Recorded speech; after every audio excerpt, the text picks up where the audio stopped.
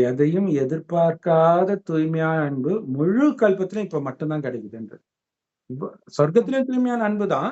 But இந்த அளவுக்கு இல்லையா? அங்க கூட கொஞ்சம் எதிர்பார்ப்பு இருக்கலாம்.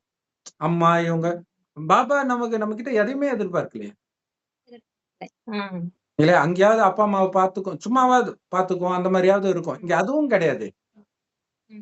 அப்ப ஒரு முறைதான் கிடைக்குது, பரிசுத்தமானவர்கிட்ட இருந்தே கிடைக்குது.